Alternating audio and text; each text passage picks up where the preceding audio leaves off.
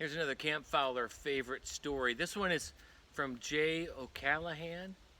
And back in 2004, when we were celebrating our 50th anniversary, he gave us permission to record this story and use it on one of our fundraising CDs called Stories and Songs. It's the one you might have heard Uncle Gene tell or Uncle Kyle tell. The story has been around for a while. It's called The Bubble. Once upon a time in a kingdom not so very far away, not very long ago, there floated in a bubble. It was a big bubble. Was it bigger than a horse? Much, much bigger than a horse. And the children saw it first because children always see bubbles first.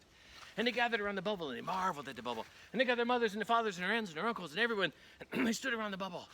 And they danced around the bubble singing, "It's a bubble, it's a bubble, it's a great big bubble, it's a bubble, it's a bubble, it's a great big bubble." And everybody who saw the bubble was happy except the king. And the king was a lean, mean man with a long, sharp, pointed nose. And he walked onto his palace steps. He said, "That's not a bubble, it's trouble." "Your hand is very funny, but it's a bubble." "No, it's trouble. And I'll show you that it's trouble." And he reached to his side and he pulled out a long, thin dagger. And he walked over to the bubble. And he raised his hand to the sky. And then the people gasped. For the king struck the bubble. And suddenly, there was trouble in the bubble. For the king was now in the bubble. And he can't rule the kingdom from a bubble. "Trouble, trouble, trouble. Get me out of this bubble," the king cried. But the people didn't know how to get the king out of a bubble. So the king snarled a sneerly smile and said, "Go get my 3 knights. They will do anything for me." So the people went and fetched the king's 3 knights. And the king said to the first knight, "Get me out of this bubble." And the first knight was the black knight. He had a black suit of armor, rode a magnificent black stallion, and had a long, sharp, pointed lance. As he started to ride toward the king, he thought, what if when I pierce the bubble, I also pierce the king? Then we'll have trouble in the bubble." And the king went, "Hi-ya!"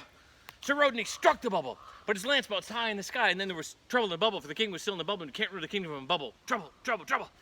So the king called the second knight, and the second knight was the green knight. He was green all over, even his hair, even his eyes, even his teeth were green. But you didn't notice anything about the green knight, which had a long, sharp, 2-edged sword, which is so sharp he could cut the wind and make it bleed.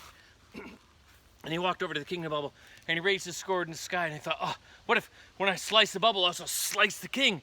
Then we'll have trouble in the bubble. And the king went, "Hi-ya!" So he took his sword and he struck the bubble. But his sword bounced high in the sky, and then there was trouble in the bubble, for the king was still in the bubble. You can't rule the king from a bubble. Trouble, trouble, trouble. So the king called his third knight, and the people cheered for the third knight. It was the red knight. And the red knight carried a chain of gold that he swung over his head. With that chain, he had killed armies of tens and hundreds and thousands. And he walked over to the king, and he began to swing his mighty chain. But they thought, what if when I smash the bubble, I also smash the king? Then we'll have trouble in the bubble. And the king went, "Hey-ya!" So he took his chain and he struck the bubble. But his chain bounced high in the sky, and then there was trouble in the bubble, for the king was still in the bubble. You can't rule the kingdom from a bubble. Trouble, trouble, trouble. Then the people heard a small cry, and they turned and looked. And a little girl was running down a hill. And she said, "Father, look, it's a bubble." "No, my darling, it's not a bubble, it's trouble." "No, Father, look, it's a bubble." "No, my darling, the king says it's trouble, therefore it's trouble." "No, Father, look, it's a bubble.